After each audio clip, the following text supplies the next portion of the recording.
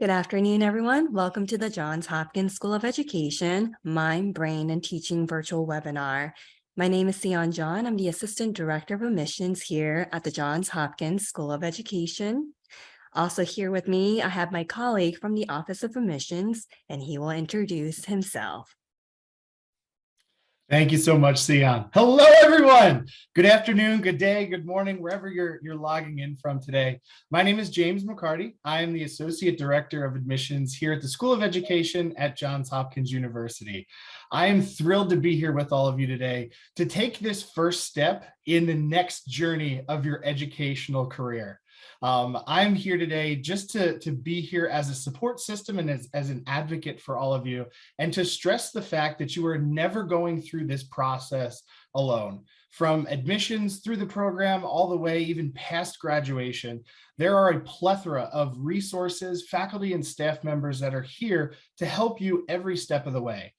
So my contact information will be listed at the end of this program. I encourage all of you logging in today to reach out, stay connected, and use me as a resource. Again, don't ever feel like you're going through this process alone. I want to congratulate you all again for taking that first step and enjoy the program today on our Mind, Brain, and Teaching Certificate program. Thanks so much, and I'll pass it back to Sion. Enjoy, everyone. Thank you, James. We also have two faculty members presenting on the Mind, Brain, and Teaching program, Dr. Marielle Hardman and Dr. Ranjani Jambul. And before we get started, please keep in mind today's webinar is being recorded. We will be able to share a link with you after the event is complete. Lastly, there will be a Q&A session at the end of the presentation. Please type your question and we will read and answer your questions. I would like to share the agenda for today's presentation. We will kick off the presentation sharing an overview of the Johns Hopkins School of Education.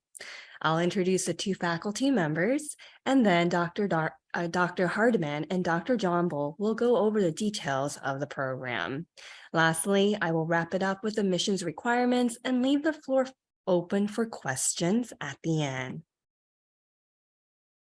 And to start, we are one of 9 schools at Johns Hopkins University. We began offering college courses for teachers in 1909 and then became our own school in 2007. We offer 25 graduate programs, which includes our doctoral, master's, and graduate certificate programs. And we are proud to share that the Johns Hopkins School of Education is consistently ranked one of the top schools in education by the U.S. News and World Report. And for school enrollment, we have approximately 1,741 students, 109 full-time faculty, and a strong network of 24,000 SOE alums. Here on the slide, introducing our faculty members. First, Dr. Marielle Hardman. Dr. Hardman is a professor and director of the Johns Hopkins Neuroeducation Initiative. She's also the faculty lead for the graduate certificate program in Mind, Brain, and Teaching. She joined JHU faculty in 2006.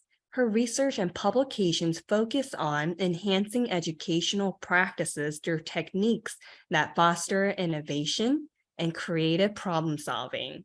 And she presents nationally and internationally on topics related to the intersection of research in the learning sciences with effective teaching strategies, including meaningful integration of the arts. Next, Dr. Ranjani Jambul. Dr. Jambul is an assistant professor of the Mind, Brain, and Teaching and the Doctor of Education program. She joined faculty in 2014 after a postdoctoral fellowship. She received her PhD from the University of Virginia, and Dr. Jambul's research focuses on teacher efficacy, cultural competence, social context of belief change, neuroeducation professional development, and arts integration methods. And at this time, I will hand the floor over to Dr. Hardman and Dr. Jambul. Welcome. Thank you. Thank you so much, Sion. And I'd like to welcome all those who registered for this webinar. Looking at the locations where our registration group comes from, it represents both coasts and everything in between. So all over the United States. And we have someone from South Africa. And let me see. Ethiopia.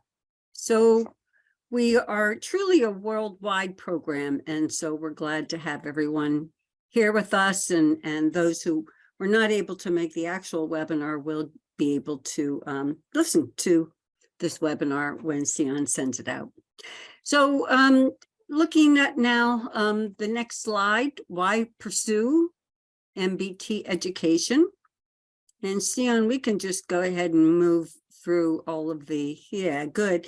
So there are many people who come into our program because they want to advance their practice, and what better way than to learn more about how the brain thinks and learns and how children acquire information and apply it. So that seems to be a really strong motivation for many of the people who come into our program, and that is to learn this content, which is really important and becoming more and more important as the research continues to grow. And it also helps you to be a good leader, to understand the research and understand more about human learning. It helps you design curriculum, and certainly in a leadership role, fashion your school around what research is saying about learning.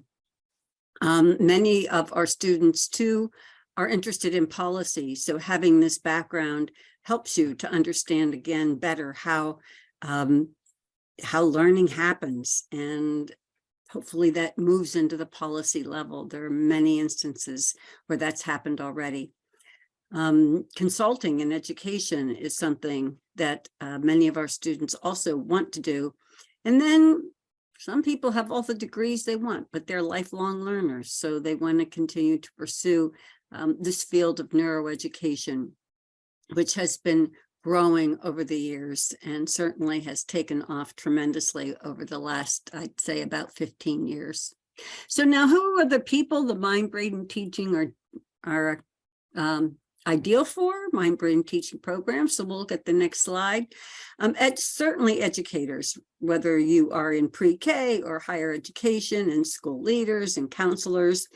We have more and more students coming in who are professionals in higher education, and they want this knowledge to enrich their own courses. Organizational leaders come into our program, especially people who are training in corporate areas and leading corporate training. Educational consultants who, again, want to know more about how the brain thinks and learns. Parents have been their children's main teacher during COVID in many, many cases. And so, their interest in learning about learning has not gone away. And we see parents wanting to come into our program as well. Many of them actually are professionals themselves in some form of education or related field. And then those who are interested in not just face-to-face, but also online education, because our program, as you will learn, is fully online. So let's take a look at the description of the certificate in our next slide. Okay, so it's 15 credits of a graduate certificate. You'll learn more about how that can be paired together with other programs to become a master's degree. The certificate itself, over 5 courses, looks at research from the learning sciences, and then looks at how that can inform teaching, learning, and more broadly, the field of education. The courses integrate diverse disciplines, and we'll take a look at those in a minute, in human learning and development. So the research in the next bullet you see there is cog-sci, psychology, brain science, neurology, neuroscience, and education. And in this certificate, you don't have to have a strong science knowledge because we will parse that for you. But we draw from research and practices from all of the fields that you see here. And then, how does it inform what you do in education? It's offered in a fully online format. Time frame is usually 1 course a semester, so that's 5 semesters. So that's 2 academic years plus 1 summer. So they're offered in a sequential order, and typically their students join a cohort. So you would stay with that same group of students through those 5 courses. Again, you'll hear a little bit more about an alternative model, and that is some students do want to take it faster than 5 semesters, so they take actually 2 courses at a time and finish in 3 semesters, fall, spring, and then summer. Okay, what are the advantages of the program? So it's grounded in the framework of brain-targeted teaching, which is an instructional framework that is taught in the first class, but does weave through all of the subsequent 4 classes. It can be applied to any organizational context, as I mentioned before, and our work is to help you to immediately translate research into practice, into your own professional learning context. And now, a little bit about what you'll be learning in the first course and the next. So this is the framework here. And you can see the original book on brain-targeted teaching, and the center is the book we use for the first class. And then finally, my background is first in practice. I was a school principal for many years in Baltimore City schools before joining Johns Hopkins University. And so that grounding in practice, I think, has helped me as a professional and now as a researcher to bring this knowledge to educators. So now I'll turn this over to Dr. Jombel.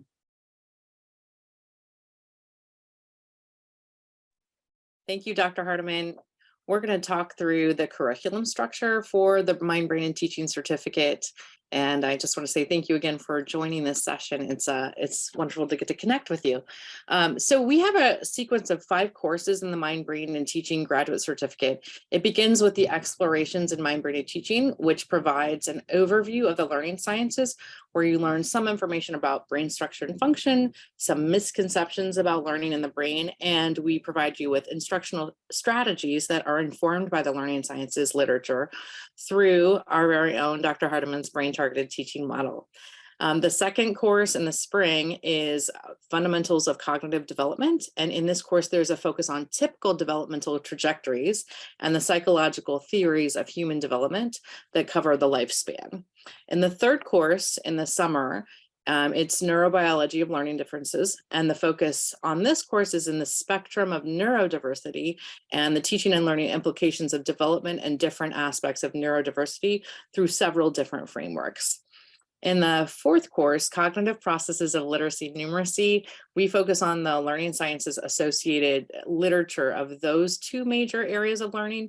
This course was developed in response to educators' interest in the main 2 areas that are assessed in the K-12 settings, and these 2 sets of skills and cognitive processes that are essential and integrated throughout our lives in every context.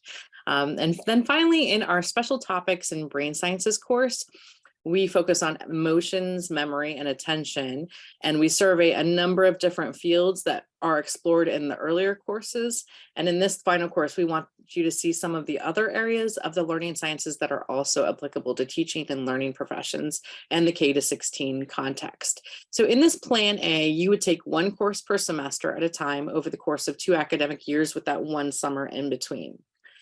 So we also have a different cohort structure on the next slide.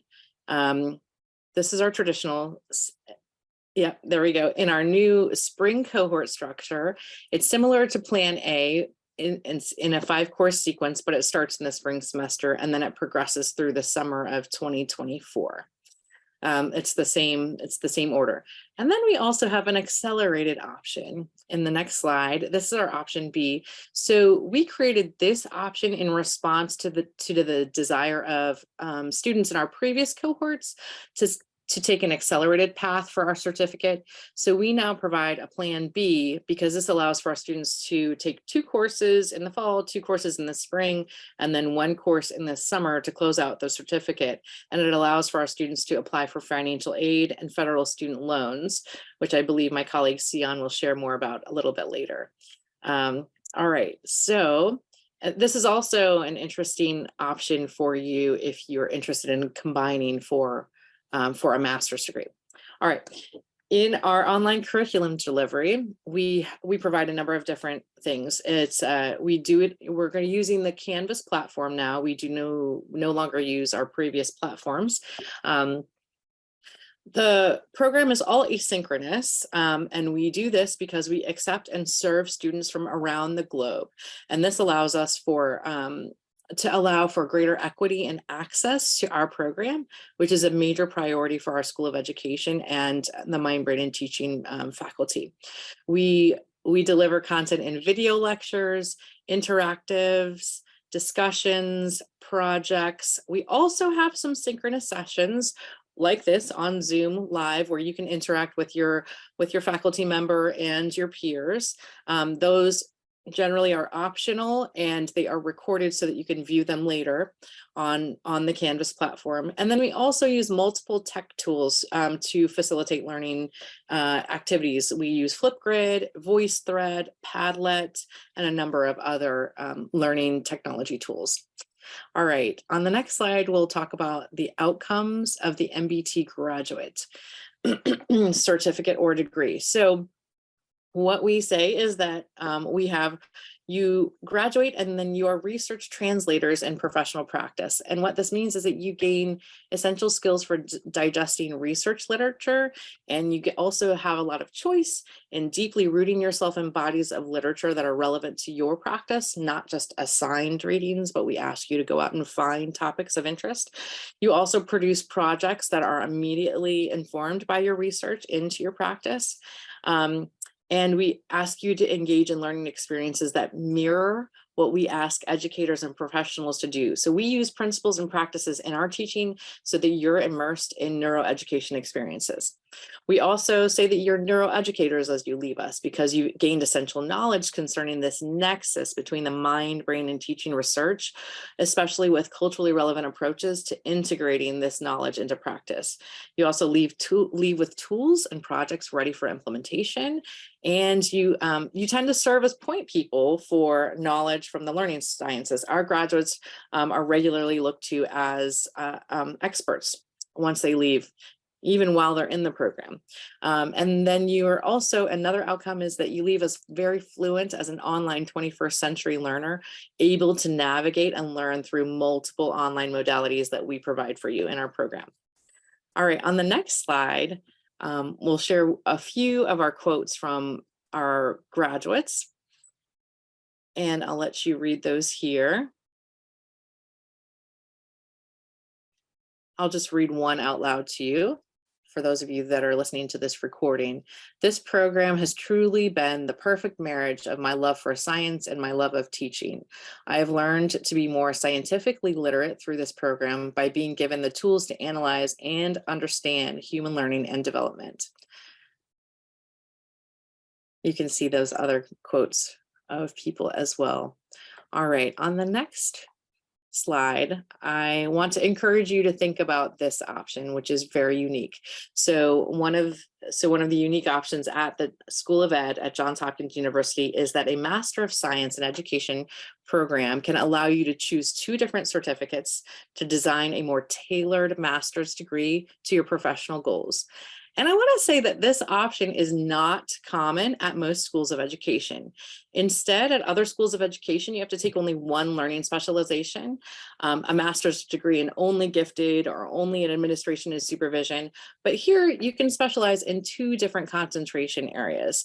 And I think that that is one of the unique and wonderful features about this Johns Hopkins School of Education master's program, is that we really believe in interdisciplinary learning, and we live that out in this option through our master's degree.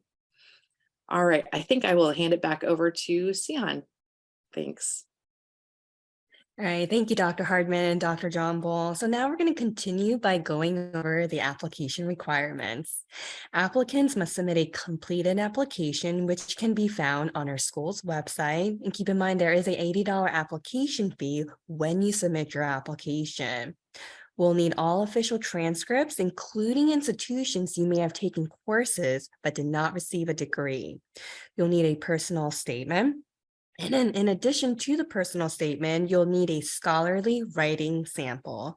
And this is a paper that was written for a prior coursework. And if you don't have an appropriate sample of scholarly writing to submit, as an alternative, excuse me, you may instead write a brief essay. Please visit the school's website for information on the alternative writing sample.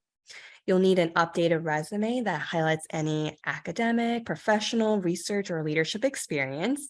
You'll need 2 letters of recommendation, and keep in mind the GRE is not required for this program. There are a few additional steps you need to take in order to complete the application process if you're an international student. You must submit a TOEFL or IELTS score, and if your degree was completed outside of the US, you'll need to complete a course-by-course evaluation. Additional information can be found on our school's website. And here on the slide, you'll see a breakdown of the tuition for this academic school year. The tuition cost is $972 per credit for online courses. In addition, there is a $20 per credit technology fee. Additional fees apply and are charged separately from tuition. We encourage you to view our tuition and fees page on our school's website for the most up-to-date information on tuition and fees.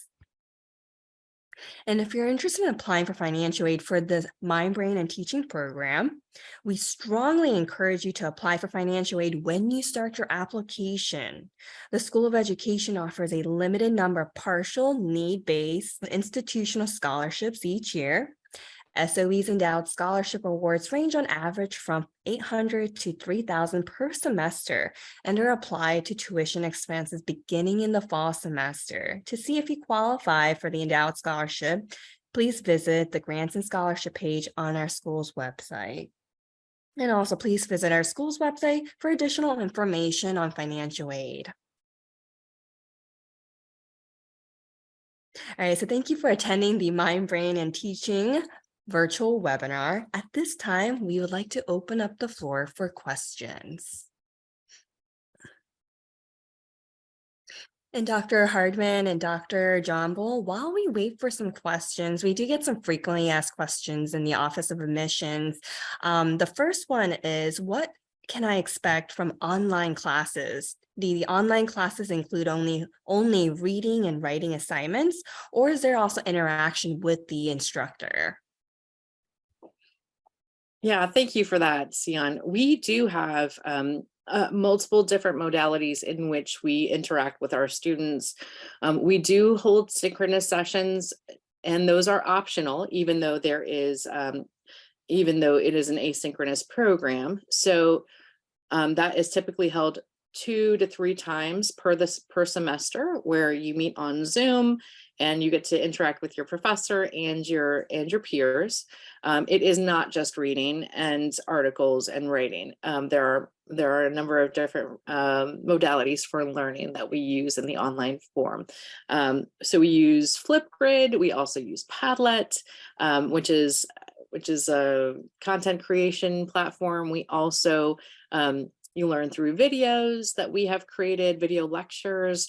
We also have online interactive activities for you to engage in as well. There are group projects and individual projects, not just writing projects, but actual learning content of creating learning unit content that's appropriate for the classroom or could be appropriate for your professional organization. Whatever your profession is, we have a variety of different options built throughout our courses. Thanks for that question. Thank you, Dr. John Bull, very helpful. I know that in the past, some people have asked whether or not any of our courses are considered biology or physiology courses, very specific, like neuroscience courses. And I just want to put that out there, that while you will learn information from the biological sciences and you will learn some physiology content, that our courses are not considered biology or physiology courses or neuroscience courses. These are education courses, and in these courses we integrate content from biology, physiology, the learning sciences, and education research.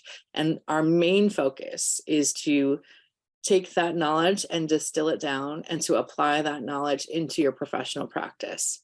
And also to help you discern what of those pieces of research are not applicable to your professional contexts. Dr. Hardeman, do you have anything to add to that? No, I think you've covered it. I think, I'd like to go back to underscore one thing you said earlier about how the program is run. There's a lot of active learning in this. You're not just sitting and reading from a computer. And one thing that is really, I think, unique is that every course you're doing lots of work with peers and peer reviews. So there's a lot of interaction among the students, which I think is really very unique in this program. Yeah, thank you for adding that on. That's true. And it looks like we received a question from Cynthia. The question is, are there more detailed course descriptions available? The course descriptions are listed on the website. So there's a full paragraph of each course.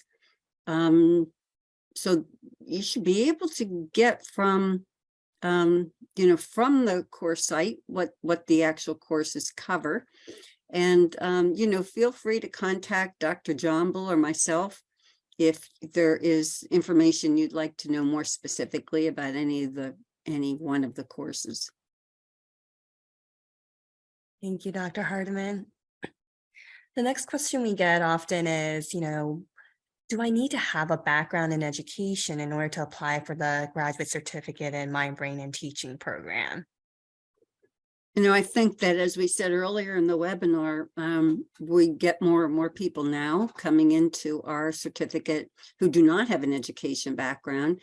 They may be involved in some corporate training programs. They may be organizational leaders, nonprofit leaders who may work in some ways or fund educational programs.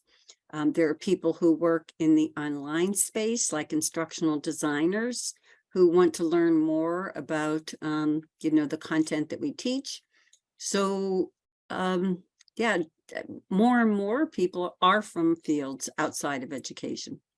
And they get to interact with educators, which I think is also really very special for those who are outside of education and are interested in learning this content. Thank you, Dr. Hardeman. And just in case we had a student miss this information, but if I'm doing the online certificate, do I have to be online at a certain time and date? And again, this is another frequently asked question. Yeah, well, the asynchronous nature is the answer is no. No, there are due dates, though, for assignments that have to be done by a certain date. There's also due dates for discussion when you post your discussions. But in terms of being there on Tuesday at 5, no. Unless you want to participate in an optional synchronous session, as Dr. Jomble explained. All right, I can end it with this one final question, and it is, Dr. Jomble and Dr. Hardeman, any, what do you look for in an applicant? Any tips or advice for an applicant interested in applying to this program? Yeah, that's a great question. I think we are interested in your personal statement and understanding what your interest is in this particular program and this content, and how that is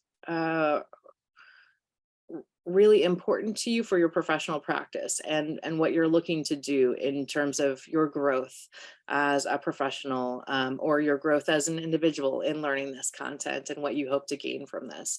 So we're really looking to see, your desire and your eagerness through your writing in your personal statement.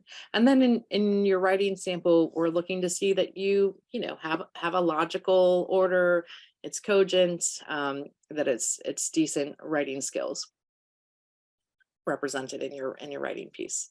Dr. Hardeman, is that about right? Yeah, You know, we do adhere to the school's regulations in terms of GPA, undergraduate and graduate.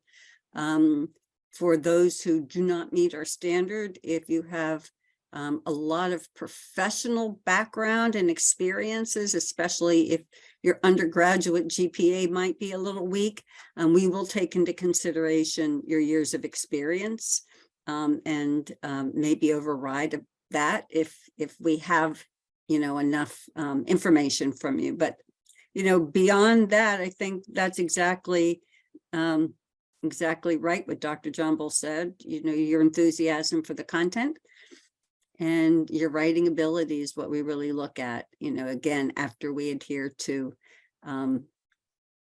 what, you know, the rules are, the regulations are for admissions to Hopkins. And we do look at your references too, and look to see what your references are saying about your eagerness to be part of the program and your background experiences.